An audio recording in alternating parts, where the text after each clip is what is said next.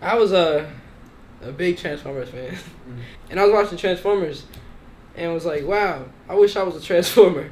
Like, I don't know what came across my head. I had to be like 8 in that picture, probably maybe like 8, 9. Still till now, the imagination it went over into my music now. So, but at first it was like, I don't know. I called it Coca-Cola Prime, and it was just fire. It was fire that day. I'm not gonna lie. I had a sword. I was going down. I've been feeling way too long, 'cause I've been feeling way too gone. I don't wanna be all alone. Dropping music on holidays, actually. Like, if it was around July 4th, it would be, reggae vibe because it's the summertime. If it's around Halloween, it would be dark, eerie. If it was like Christmas, it would be actual Christmas song, like maybe a remix or something. Like I just like to kind of like fit as whatever season I'm in or drop it in like around the year. You know what I'm saying? Trying to be a little bit traditional. Yeah. It's cool. Suburbs really is what I mostly remember growing up in, which was Perry. But I mean, while I was there, it was. I mean, think of like everything you've done in your teenage, like teenage years, like cool growing up. We went to parties a lot in school. It was pretty lit. Like the parties in my school were lit. Not gonna cap. Like throughout middle school, high school, all that type of stuff. So, I mean, it's cool out there. There's not much really going on. That's why I kind of started making music, going on my own time. Started to just kind of isolate myself a lot. Like growing up, I was isolating myself a lot, focusing on music. Uzi,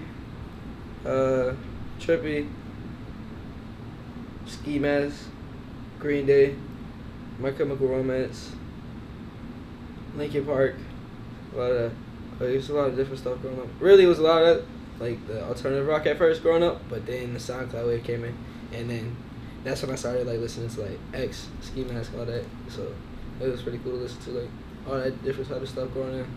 And it made me, I feel like, that's what made me versatile, because it made me, like, hear everything that's kind of like, you know what I'm saying, in the music genres or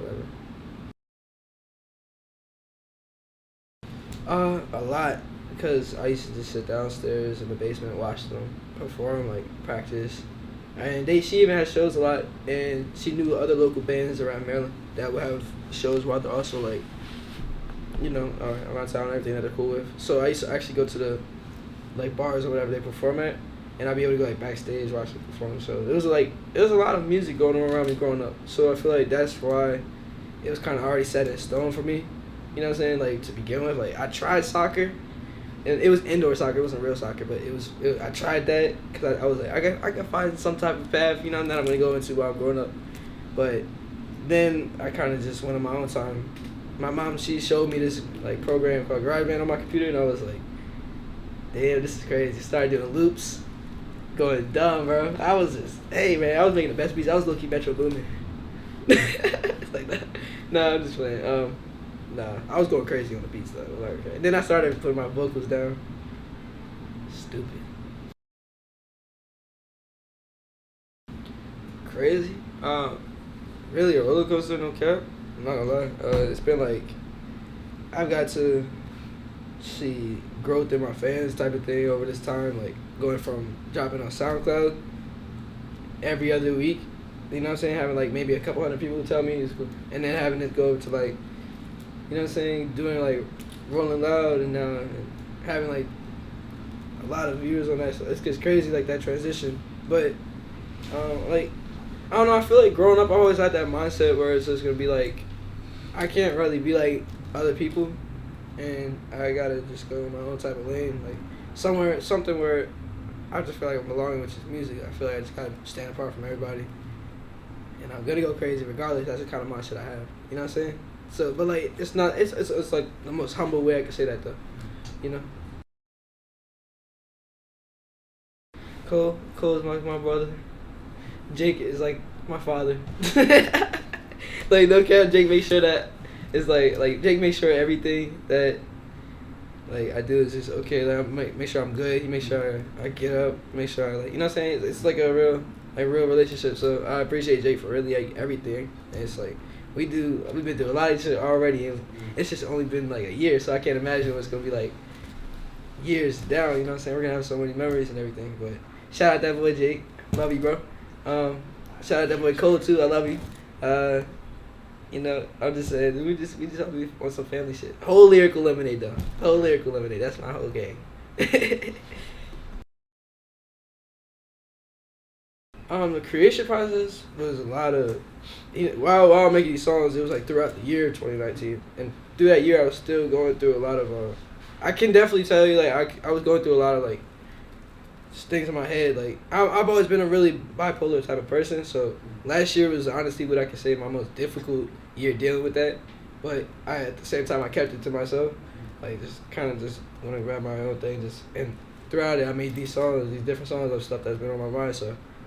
And the reason it's called Broken Hearts is because the place I'm from in Maryland is Perry Hall, so it's called Broken Hearts because where I experienced all this stuff that I'm talking about throughout it. So it was like a long process, schmumming into just one thing that sums up the whole year what I kind of been through, and like I don't know, then just dropping it just to kind of like leave that all in the past. It felt like that's kind of what it was, like going into 2020 was just like boom, here's the first like Happy New Year's, and boom, that's all in the past. Like all those feelings, like boom, kind of. That's how I felt when I dropped it. At least, like it's kind of getting something off my chest, and you know.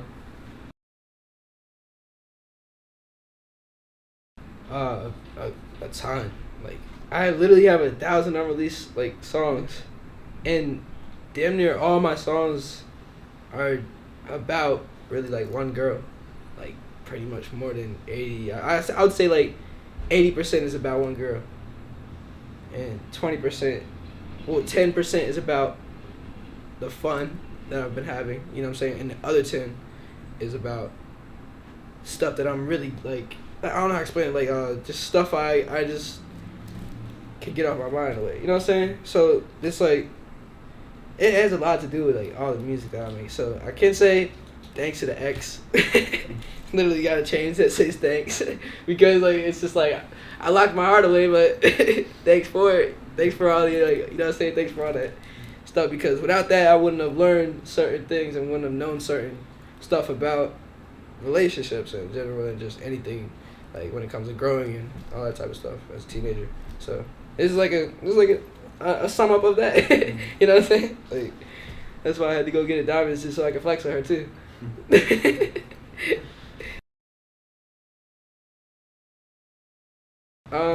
That shit was fun. I love internet money. And shout out Taz, shout out Nick, shout out Rio, Tanner, my boy. Bro, the whole group of them there, they're all like, you know what I'm saying, they cool as hell when I first went over there. And the first one when I went over there was their first like old house. They have a new one now that I just recently went to, which is crazy. But when I first went over there, I recorded a couple of songs, and one of them happened to be Familiar, and the other one was Let You Down was recently. Like I went to the studio with Ty Fontaine. We were litty up in there. I met somebody that I could definitely count one of my best friends now. Charles. Shout out that boy Charles. Yeah, I met him in that studio session. So it was pretty cool, just kind of being around like that scene and everything. But now that the song's out, hey, Familiar is a vibe. Like I didn't know it was gonna be 2 songs on there actually. I'm not gonna lie, but when I saw the track was posted, I was like, it's crazy because it's like a milestone. You know what I'm saying? When it comes to like a career too, like especially in my career coming from suburbs. You know what I'm saying? Like going into the actual hip hop world and everything is pretty cool. Literally, it's been years of like talking to different labels, like being able to say like just kind of like seeing what they're talking about, like seeing, you know, all the different options that they're giving me and all that type of stuff. So I feel like when it comes to being an artist, you can't rush things. You know what I'm saying? Like it's all about time and it's all about progress. Like so. Me, this whole time of just going to different labels over the past like 2 years, really like a lot. I talked to 100 different labels. You know what I'm saying? Like just kind of seeing like what you guys like, what you guys are talking about. What you guys? I've always been open to talking and everything. So, but I never wanted to rush into it. So it's like I kind of just gave it time, sat back, like, and then eventually Motown came along, and it was like the perfect thing. Like they want to make sure that my health is good too, and that, you know what I mean. They want to actually worry about me as like more than just an artist too. So it's like that kind of thing really like is something that I find big when it comes to, you know what I'm saying? Really like big companies and all that type of stuff. You gotta really like watch what you're doing.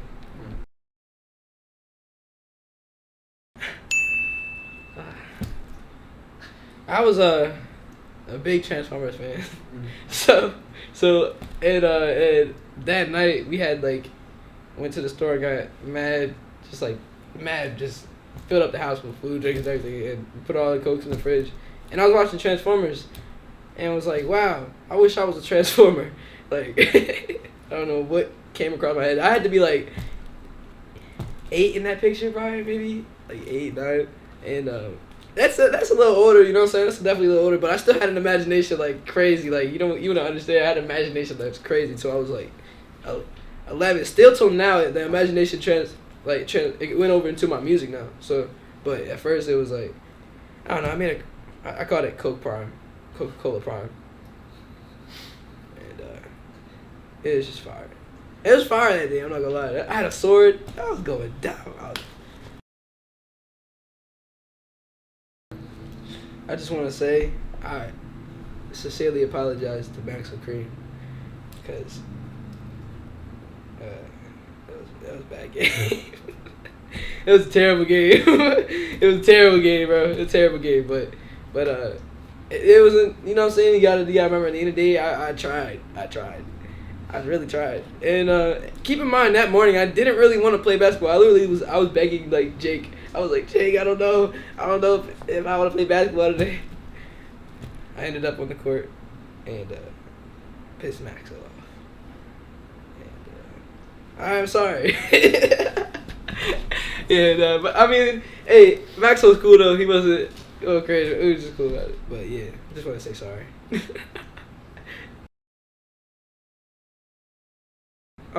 Yeah, YB and Corday.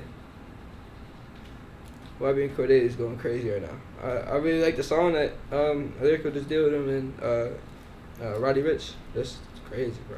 Crazy. Fine. I like him and then Shorty too. Shorty from Maryland. Yeah. Uzi for sure.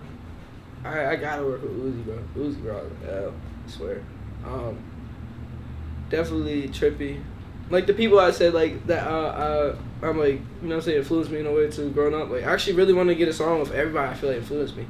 And that would be cool to just get off like that's like, you know what I'm saying, that'd be something crazy. Like I gotta get a song with all my influences.